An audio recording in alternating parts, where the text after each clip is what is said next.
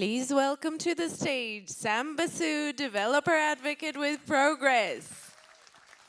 Hello to Rutro, good morning, and welcome again to DevReach. Welcome to day 2 of our 2 main conference days. Hopefully all of you enjoyed the day yesterday, yes? All right, so let's all buckle up and look forward to an awesome day of content. It's going to be a long day, but a fun day. So welcome again to DevReach. I do not have any schedule changes, anything that I can foresee, but if anything does happen, your one and only place to go look is the website. We will update that, and we'll also update the screens outside the theaters, so you know exactly what's going on. And please keep telling us how we are doing. Every one of our amazing speakers wants to know how they're doing. So please take a minute to do a quick feedback on every session that you attend so we know exactly how we are doing. And let's keep the social buzz going. Yesterday we made a lot of noise, which is great. We were trending. So DevReach 2019 on whichever social media that you are using. So thank you for all of that. This is the agenda for today. It's going to be, like I said, long day, but we got some fun things going on in the afternoon. So we're going to start with the morning keynote. This is our general session, and then we'll take the slightly longer coffee break. Again, we will reconfigure the room so we can have the 3 rooms here. Then we'll go 2 hours, have lunch, go 2 hours again, and we'll have the afternoon coffee break. Beyond that, at 4:30, we are just going to stop for a bit, and we have some surprises for you this evening. So we will have a band, and they need to do sound check. So we'll take a little bit of a longer break, but when we come back at 5:30, we will have a closing keynote, which should be very, very inspiring. I'm looking forward to that. And then we'll roll into some closing and some prizes. During that sponsor exhibit, during that 1 hour before that keynote starts, please go talk to our sponsors. They're all here: Active Trades, SB Tech, Melon, Smart IT, Milestone. They will all do special things. So there are QAs, there are special raffle prizes, there is going to be a foosball tournament. There's going to be a lot of stuff going on during that 1 hour, so please hang out and be with our sponsors during that hour. When you come back, we'll do the keynote, and then we'll do some really cool prizes. Really cool tech gadgets that we have to give away, and all of our sponsors are going to give away prizes too, but you do have to be present to win. So please be here at 6:30 or 6:20 when we do the closing. Then we have the band coming up. And I know most of you already know Mihail Yosifov Sextet Band and the wonderful singer. It's going to be a lot of fun. They're going to come up here at 7. And it's going to be an all-out party. There's going to be food, drinks, and we can all stretch our legs after 2 long days and have some fun, okay? Before we go into kind of today, I do want to take a second to talk a little bit about user experience, right? We are all in the software industry, and if you think about what this all means to us and how we build our software, Satya Nadella, the Microsoft CEO, one thing he had said in his book, it kind of really stuck with me. Turns out empathy makes a lot of business sense. When we put love and care in the apps we build, we drive up user engagement. When we think about accessibility in what we build, we widen the user base so more people can use our software. And this is important because we might be building the most amazing, the most intelligent software, but if the user experience falls through, it's not worth it, right? So this is important. And with that in mind, this year at DevReach, we want to take a very active look at trying to bring some UX and some accessibility things to the top of our mind. And we have some amazing experts to help us out today. So there are going to be parallel technical sessions, but I encourage every one of you to go and check out some of these UX and accessibility sessions today. It's going to be amazing. One thing we are doing that's very special is after lunch, it's a progress thing we are doing. It's a new product that we're going to be launching called Unite UX. It's meant to bridge the developer and designer mindset gap that we always talk about, but we are trying to take concrete steps to make sure that it's right. So you can hear what it is, and you can also play around with it in our Unite UX labs. So again, lots of UX sessions today. Please take the time. I encourage you to check out some of these sessions. It's going to be amazing. Okay. Now, there is a very common term that we all use, and we kind of overuse that in our software industry. How hard can things be? It's not rocket science, right? But what if it actually was rocket science? Think about the mission criticalness. Think about how much is at stake, right? And that's what makes our morning keynote so exciting for all of us. And I'm not even qualified to introduce our keynoters, so I'm going to bring on our very own and absolutely awesome Sarah Fatz.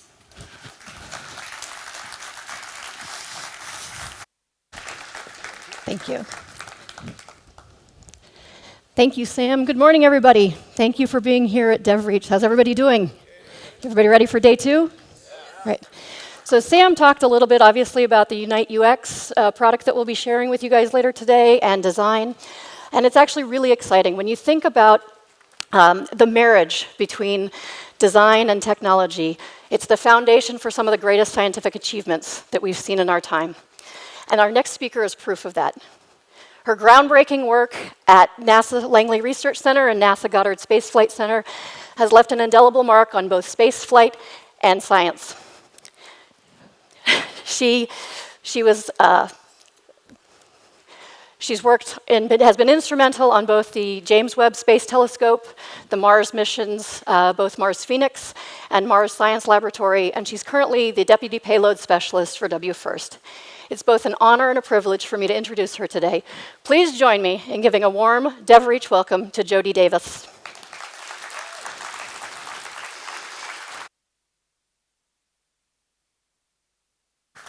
Yeah, thanks. Good morning. Dobro jutro. Okay, hopefully the water will stay here. So, I'm so excited to be here. I walked in the door and I looked at this whole setup and I was like, this is better than a lot of stuff that we do at NASA. So this is very, very amazing. What I wanted to talk to you today is about technical leadership, and it's not just all NASA. I think a lot of the lessons learned that I've learned along the way, you can apply to your profession. It doesn't have to be aerospace engineering. It doesn't have to be engineering in general. It can be computer science. It can be marketing. It's principles that apply to many things. So in addition to that, I think we'll talk about some of my cool mission experience that I hope that you guys enjoy. But before we get there, I wanted to share one of my favorite quotes. So this is from Mae Jemison. Mae was the first African-American astronaut to go up in space. And she said, I'm going to read this to you because it's very powerful and it means a lot to me. Don't let anyone rob you of your imagination, your creativity, or your curiosity. It's your place in the world. It's your life. Go on and do all you can with it and make it the life you want to live. So those words are words that have stuck with me, that I try to use on a daily basis, even though sometimes in the morning it's hard to get up and go to that meeting, especially when things can get tough. But it's a guiding, those are guiding words. And I think you'll see throughout, along with some leadership lessons, how I incorporate that. So a little bit about me. I'm a geeky engineer. I wanted to be an aerospace engineer since I was 13. I love space and I love design. My uncle was an architect and he would design houses, and I'd sit there and I learned how to design floor plans. I didn't know what aerospace engineering was before then. And I love space, and so I put 2 and 2 together when I saw the movie Apollo 13. How many folks have seen the movie Apollo 13? Yes, that's actually a good amount.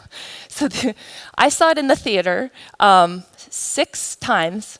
And I'm from Minnesota, so I actually didn't have a NASA center. I assume everyone knows what NASA is, correct? Okay. So I didn't have that influence of a NASA center. So I saw this movie and I saw these engineers working together, trying to solve a problem, trying to bring back these men safely. And I was like, I'm hooked. I have to work at NASA. I have to find a way. And I learned about aerospace engineering, and that fit with my love of space and design. So I also like to fly. I earned my private pilot's lessons when I was in high school, and I'd get up and fly with my instructor in the morning, and I'd go to school, and then afterwards I'd work at a hair salon to make money to pay for my license. So that was special to me, but I never wanted to be a commercial pilot. And then I went to an aeronautical university called Embry-Riddle in the US. And that was the first instance that I started to learn how to work in teams.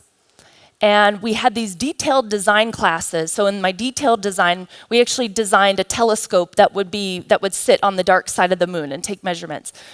So from that point, I started to understand, oh, it's not just about me, right? It's about working as a team, communicating with your team members. You are as strong as the weakest link that people have said before. So after that, I went to grad school, and I did my graduate degree in aerospace and mechanical engineering at University of Virginia in the US. And I did my research at NASA Langley that Sarah mentioned, NASA Langley Research Center, and I got into entry, descent, and landing. And you guys will learn a little bit about that today. But I actually had my first NASA mission experience was with Cassini-Huygens. So Cassini-Huygens went to Saturn, and the largest moon of Saturn, Titan, was a joint effort between NASA and ESA, or the European Space Agency. And my master's research had to do with Titan, the largest moon of Saturn. Titan is crazy. It has an atmosphere, a super thick atmosphere, a very radiative environment, lots of methane, and the methane is in liquid form on the surface because it's so cold there. So right before Huygens, the probe, was going to eject from the Cassini spacecraft, we got a call from the Europeans. And they were like, we're not sure if we've characterized the radiative environment yet. So we need NASA's, independent assessment, thumbs up or thumbs down for releasing this probe. So as a student, I had done my research in some of this, and NASA was like, all right, come on board. And we know you're a student, but come on board and be a part of this effort to make sure that the Huygens probe can be released. So long story short, we ran some trajectory analysis, which is what I kind of started in my work. And we determined that, yep, Huygens is good to go. We changed the flight path angle a little bit. And that was the first time back in, 2005, where I saw pictures being transmitted back to Earth of the Titan surface, and that was a mission that was NASA's mission and European Space Agency's mission, images from another planet, and I was like, all right, I'm hooked. I need to find a way to work on these space missions. So then I ended up working full-time at NASA Langley, and along the way, there were kind of three key things that came up in my career, because then I really got into technical leadership. So innovation is huge. If we don't have innovation, we die, right? If we can't change and better ourselves and move ourselves forward, then we can't survive. So that comes up, especially in our STEM fields. That's a key to success. And then a diverse perspective, right? So it's not just your gender, right? It's not just your race. It's your background. Where did you come from? Making sure the mechanical engineers can talk to the thermal engineers. Making sure that your software works with your hardware, right? Having those diverse perspectives in the room helps you create a better product, right? Think about your users, right? And then another thing too, technical leadership. Leadership is a fully loaded word. It's not just management. It's being inspired, inspiring your team, integrity, things like that. So technical leadership is where we're really focused. But before we get to that point, I'll take you through now my NASA journey. Mars Science Laboratory. How many folks have heard about the Curiosity rover that we landed? Okay, that's a good amount. So I started working Mars Science Laboratory in 2007, and then we landed on Mars in 2012. Spoiler alert, it was successful. And it was at that point where I really started to develop that technical background, getting nitty-gritty into our trajectory simulation work. And we're incorporating different models and pulling them into this simulation that was going to determine and predict if the rover would land successfully. And it incorporated, and this was with me and our whole team at NASA, but incorporated things like aerodynamics modeling, atmospheric modeling, mass properties, all of these things that affect a trajectory and can change a trajectory. And that was millions and millions and millions of cases that we ran in a method we call the Monte Carlo method. And so I was really getting my hands dirty with my technical development. And I started to learn, okay, working with teams, yes, very different than college, right? And in this team that we worked with, you take these very high stressful situations. You're trying to land a $2.5 billion rover on the planet, and you have one shot. You have one shot to get it right. And you take these high stress situations and think about all the high stress deadlines that you guys have had working with your teams, and you see the best and worst of people, right? And so taking a step back and saying, okay, what are we really trying to achieve here? What is the shared interest? And that was eye-opening to me. And I said, you know what? I love the technical details. I love to get my hands dirty, but I love leadership.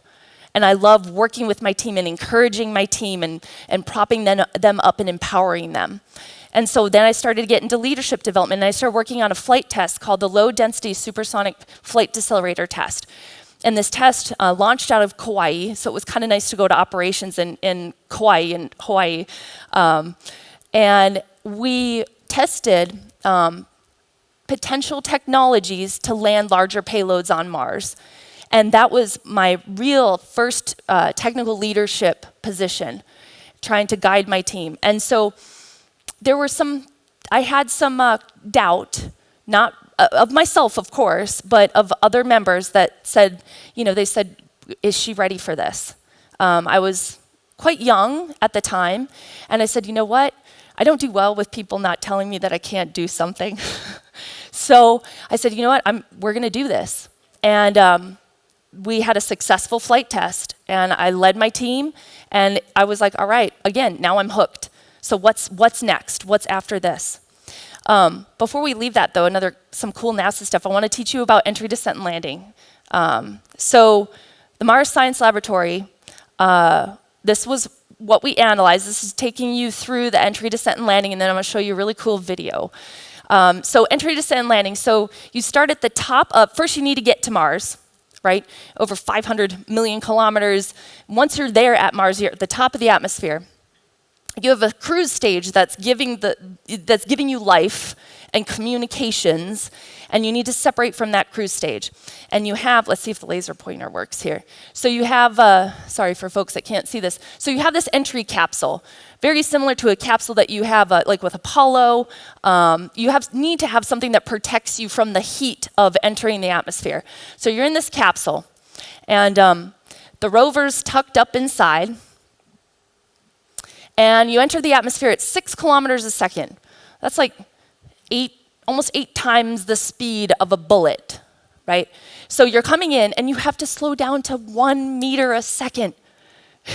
So it's crazy. So 125 kilometers is all you have. And the rover's not light, right? So the rover is about the size of a Mini Cooper, 1 metric ton. And it's huge. So how do we slow this thing down? So it goes through a peak heating, and then we start actually controlling the vehicle. So it does these S-turns, because we say, all right, the guidance on board wants to land here. All right, how do we control that? And we modulate our lift vector. And so we go through this control, and then we, after a bunch of S-turns, we deploy the parachute. The parachute deploys at 1.7 times the speed of sound. That is a Mach number 1.7 at Mars. So that's pretty fast. So you have this supersonic parachute that deploys. It's 21 meters.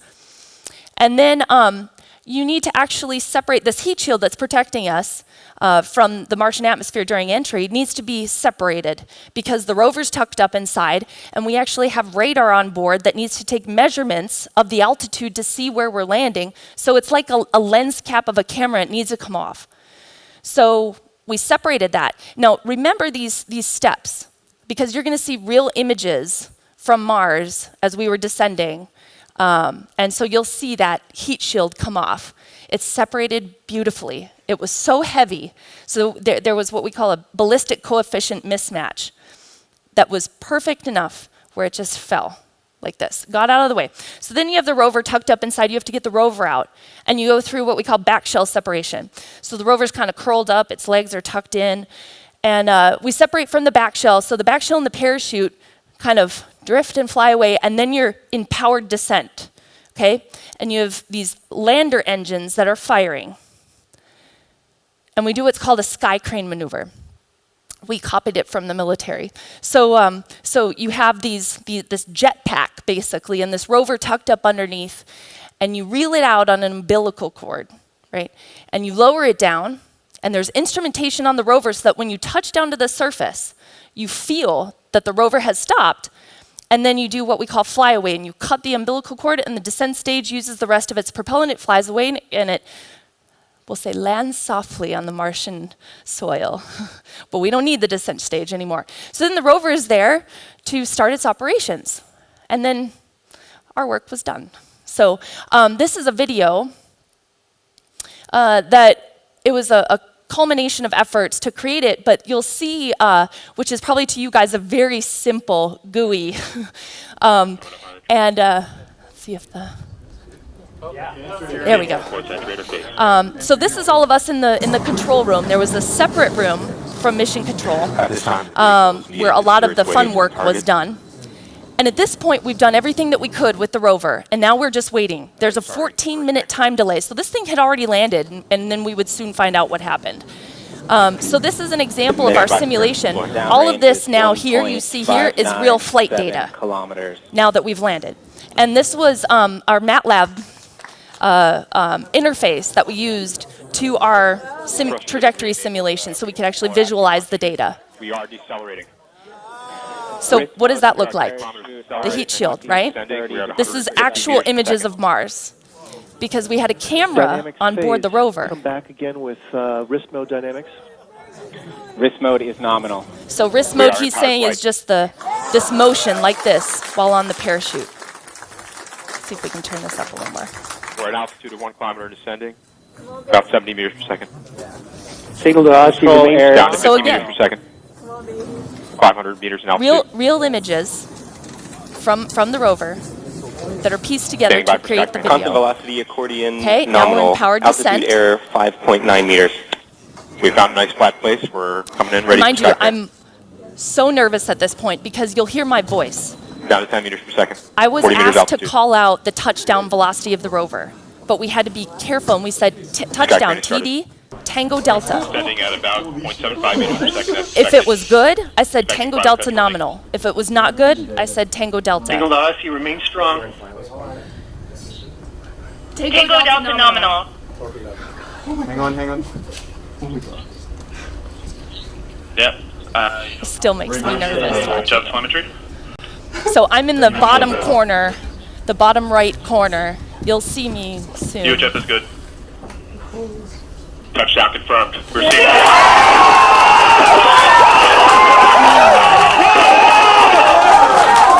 Yeah, so I'm right there. So and this was the first image that we got back from Mars, and it was just minutes later. And seeing that image, it kind of looks like, I don't know if you guys have cat litter here, but it looked like cat litter. It was ugly. It was a terrible image, low resolution, and it was out of the HazCam, the back foot camera of the rover, and it was the most beautiful thing I'd ever seen in my entire life. And it was amazing because in that moment, you look around and you're like, okay, look at our team, right? And it like gives me chills thinking about it. I saw grown men cry, just sobbing, because we had all worked 5, 7, 10 years on this. And it worked beautifully. And looking around the room, you realize, oh my gosh, this wasn't just me, right? This was our whole team, and we did this together. So again, as I thought I was addicted before, now I'm like, all right, I want more of this.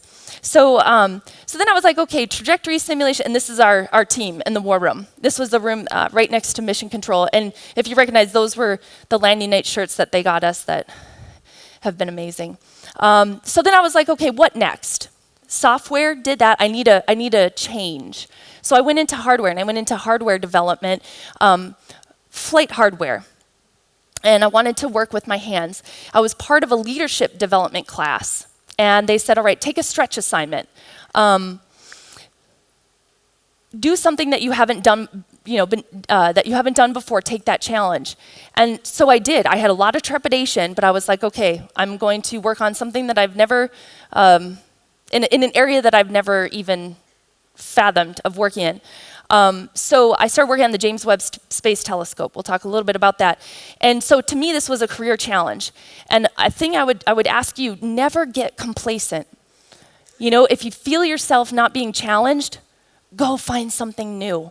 It's amazing how invigorating it is. And it's amazing how you say to yourself, oh my gosh, I would never have been able to do this. And then you look back on it. I look back on this now, and it's amazing how far I've come. So that's me in a bunny suit, and I was co-lead with my co-lead Patrick, and we integrated the harness radiator of the James Webb Space Telescope, which is a critical piece of hardware. It radiates heat from the warm electronics compartment to the very bone-chilling instruments.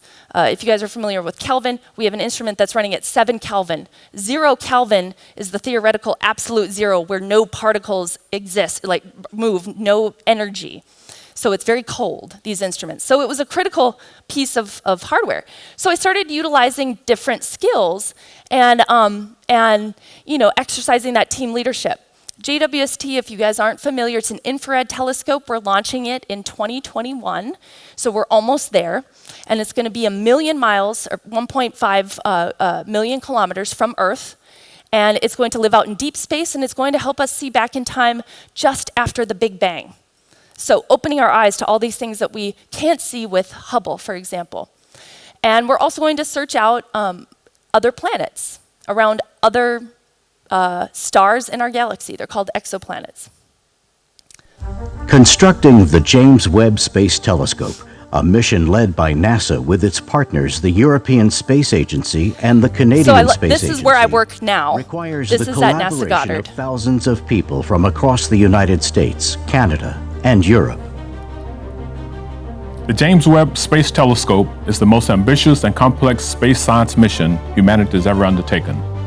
Webb is NASA's highest priority science mission. That's a friend, technician friend of mine, George. This is the optical and science segment of the Webb Space Telescope in one of the largest clean rooms in the world. These at NASA's 18 Goddard mirrors Space Flight Center are in Greenbelt, coated, Maryland. they're beryllium, which is toxic to humans, and they're This coated half in a of the molecular observatory layer of element gold to get that mirror successfully finish. Passed a series of rigorous vibration and acoustic tests to ensure Webb's optics and science instruments can handle the stresses of launch. Even though we need to do this testing, This it was element was packed and heart-wrenching to put that transported to the precious Johnson payload Space Center in on a Houston, vibe Texas, table and for see it cryogenic shake. testing inside its Even massive though you know test it's supposed to work. facility, simply called Chamber A, a national historic landmark for its work during the Apollo missions. Successfully completing the optical telescope element was a significant milestone.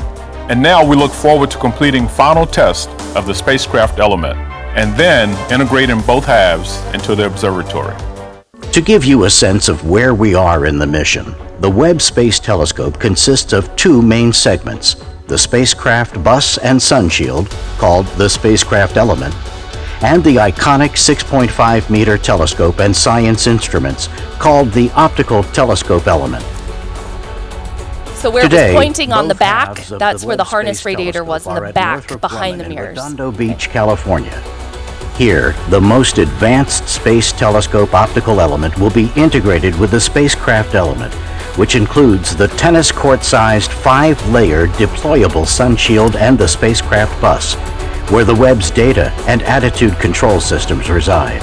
There's the a sunshield 600-degree Fahrenheit, sorry to switch units on you, 600-degree Fahrenheit difference between the sunny side of that sunshield and the cold side. Sun, Earth, and Moon.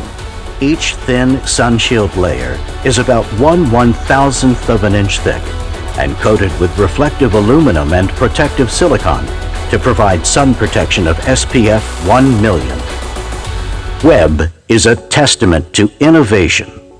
Intricate and advanced technological systems were developed to enable awesome science discoveries. The James Webb Space Telescope is the most technologically challenging observatory we've ever built. No one's ever done anything like this before, but the science will be worth the wait. Webb will conduct a breathtaking array of science investigations across the history of the universe, ranging from searching for the first distant galaxies to light up after the Big Bang, to searching for the building blocks of life in atmospheres of exoplanets. The observatory's capabilities are so enormous that major advances are expected across every branch of astronomy. So it's a lot of pressure as an engineer to get that right when you know there's so much riding on it science-wise. So I like to show team photos. This is our team when we were integrating the harness radiators. So the harness radiators here, you might notice, that hexagon segment, the mirrors are on the other side. And I'm right here in the man lift, overseeing the work for integrating that harness radiator. And it was a critical operation, so everything had to go smoothly. We took about 15 minutes longer than what we wanted to take, which was a sign that it was successful. And this was our whole team of technicians and other engineers. My co-lead Patrick is here on the floor, and that was absolutely incredible. So go from the simulation world to the hardware world. Again, I was hooked. So the video that we just saw was old. That was from a couple years ago. We just recently integrated that sun shield to the rest of the telescope. So that's integrated here. And 2 days ago, they did a deployment test. So if you go online and you search for JWST, you'll see the sun shield actually deployed. And it's just beautiful, because now it actually looks like the pictures. And now we just need to launch this thing. It's going through some final testing, and then we launched, like I said, in 2021 out of the French Guiana. So after JWST, after doing that, I was like, all right, I need more leadership, okay? And again, I need another challenge, right? Because we're continually needing to challenge ourselves. And I said, all right, I want a more leadership role, and I wanted to do something like a chief engineer role, or they're also called at NASA lead systems engineers. So engineers that have, the bird's eye view of the mechanical, the thermal, the software, right, the optical. And I completely got out of my comfort zone, and I became the deputy payload systems engineer for a project called WFIRST, so the Wide Field Infrared Survey Telescope. So now I like telescopes. And this one is very interesting because, well, I'll explain on the next slide. But this was a challenge for me because I'm not an optics person, right? I'm a flight mechanics person by trade. So walking into the room, and you're in this leadership position, right? Walking into the room, and you don't know everything, and you never will. And so walking into that room with that beginner's mindset, okay, how can I ask the right questions, right? I'm not an optics engineer. How can I ask, okay, please explain this to me. I don't understand, why doesn't this work like this? And a lot of the times, people have the same questions. So you really need to get comfortable with knowing that you won't know everything, right? And that's hard for me. It's hard for a lot of people at NASA. It's hard for a lot of people in general, because you don't want to be seen as the person that doesn't know anything. And so asking the right opinions, getting that diverse perspective so that you can come up with the best engineering solution, because having those solutions are the solutions that work. So WFIRST is awesome. It's a new telescope that we're developing because we try to start development and design while we're launching the next one, so that we don't have too much of a lag. We want full coverage of our universe, right? And Hubble is still working. It's still operating and sending us amazing images. So WFIRST we're launching in 2026. And it's about the size of Hubble Space Telescope. I assume people know or have heard of Hubble. The field of view is going to be 200 times the infrared field of view. So we have these where you have a detector that detects and catches all the photons, right? And the detector for Hubble, like this big, our detector, this big. The shape of all of those different sensor, the whole sensor chip assembly looks like this. And here's Hubble in the corner. And it's amazing because you get more bang for your buck. You take one image, ton of data. So we have a downlink of data rate of 11 terabits per second. or per day, excuse me. Oh, I wish. So WFIRST is actually going to be out in a very similar area as JWST. 1.5 million kilometers out at the Lagrange point 2, and it's going to characterize dark energy. And dark energy is what's fueling the expansion of our universe. And I won't go into the scientific details, but dark energy is something that we are still trying to figure out. We're trying to figure out how fast our universe is expanding. And we're going to be taking measurements of that along with, there's a technology development instrument on board that we have called the coronagraph that's actually going to be able to characterize the atmosphere of an exoplanet and take an image of it. And that is just absolutely exciting. So we might be able to find out, hey, could there be any other exoplanets that would be habitable? And be able to take an image of that. And it's really just to look at how can we keep learning about our universe. So I have a short video on WFIRST. NASA's Wide Field Infrared Survey Telescope, WFIRST, is designed to answer big questions about the universe. Looks much What is different dark energy, than JWST. which seems to be speeding up the expansion of the universe? How many planets exist among the stars, and what are they like? WFIRST is similar to Hubble, but benefits from 30 years of technological development. It will view the sky on a scale never before accomplished from space. This is where WFIRST is closest to Hubble. It has the same size and type of main mirror, a 2.4-meter precisely shaped piece of silver-coated glass. The size of this mirror is partly how WFIRST matches Hubble's resolution. WFIRST's main camera is the Wide Field instrument, which will take infrared pictures of the sky to study dark energy, observe galaxies and stars. So that wide field instrument is about as tall as I am. Hubble's single first-generation the element wheel, image where it sensor, cycles the through WFI the incorporates filters 18 to look at different chips that allow it to take pictures band covering passes 100 is about the times size of greater a sky truck area than tire. Hubble's. Each 300 megapixel image will enable scientists to study a large portion of the sky. At WFIRST's back is its primary means of communication with Earth, the high-gain antenna. This antenna will be responsible for sending nearly 1.4 terabytes of data to ground stations every day. That's the equivalent of 460 hours worth of streaming video. WFIRST's critical systems, such as power and data handling, are located in 6 modules at the spacecraft's rear. These include 6 rotating reaction wheels that control where the spacecraft points, nearly 1 ton of propellant for larger movements, and a 10 terabyte data recorder. WFIRST's other instrument is its coronagraph technology demonstration. A coronagraph blocks a star's light to capture the faint light from orbiting planets. It will be the first time a space telescope has used deformable mirrors to precisely control the incoming light, and special masks to block only the starlight. This method will enable WFIRST to capture direct images of distant planets, and even analyze the light that is reflected off their surfaces, allowing scientists to learn about their composition and atmospheres. The spacecraft's solar panels provide its power by converting sunlight into electricity. They also shade the spacecraft, helping to keep its instruments at their design temperatures. The solar panels will be able to provide 4,100 watts of power, enough to run 2 commercial microwave ovens.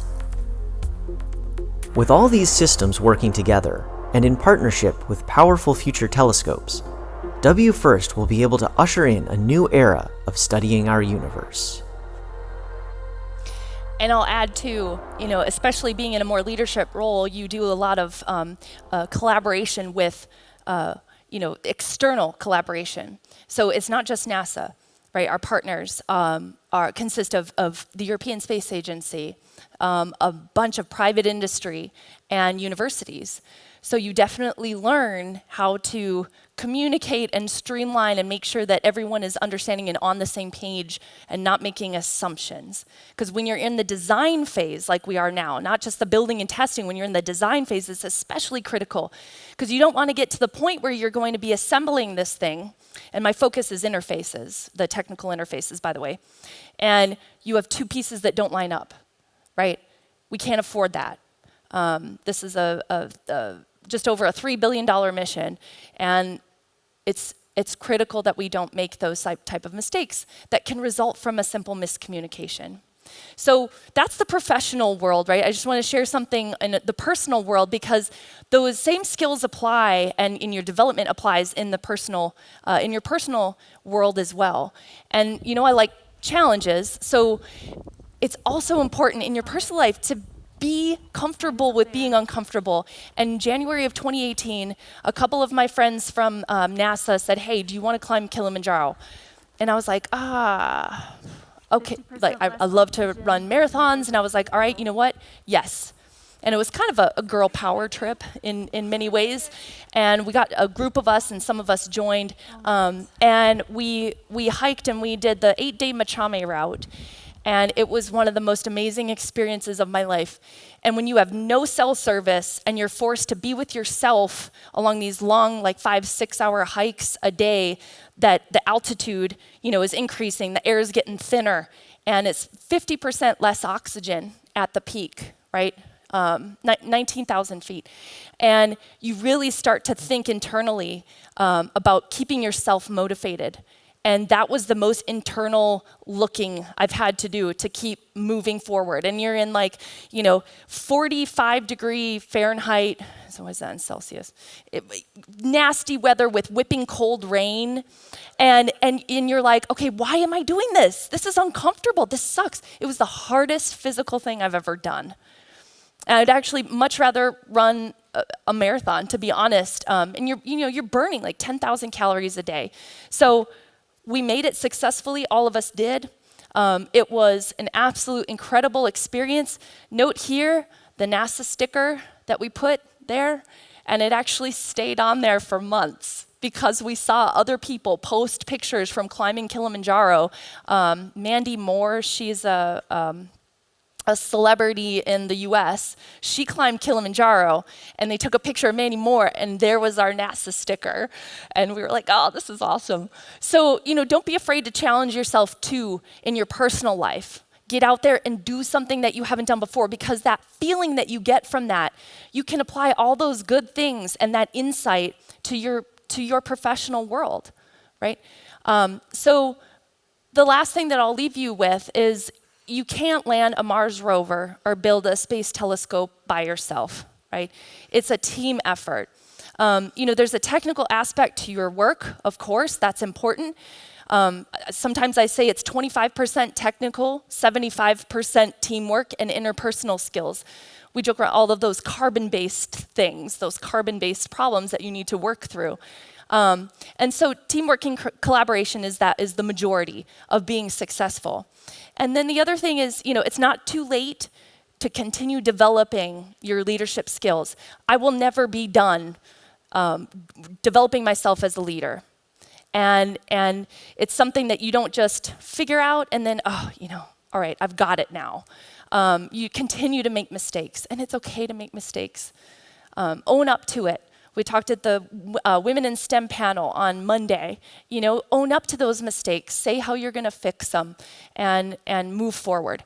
And the last thing I'll leave you with, I got some really good advice from a very special mentor of mine early in my career. And he said, you are your own advocate in your career. No one is looking out for anyone but you. So you do what you feel you need to do. Trust your gut, right? There will be people that will help you along the way, and there will be people that stomp on you along the way. So listen to your true self and that internal compass. And then you don't forget other aspects that are important. Diverse perspectives, that leadership development. So then I ask you and I leave you with, where will your curiosity take you? So here are some resources that you guys can look at if you're interested in any of these other missions. You can follow me on Twitter. I focus on STEM and things that NASA are doing in the projects that I'm working on. So I thank you for listening. And here's some feedback too that you can use to provide feedback. So thank you.